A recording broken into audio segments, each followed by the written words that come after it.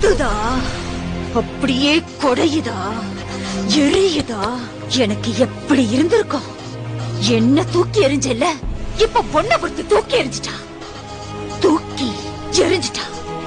என்னடா இத்தனை வருஷம் வராதவ இப்ப திடீர்னு வந்து நிக்கிறாளேன்னு பாக்குறியா?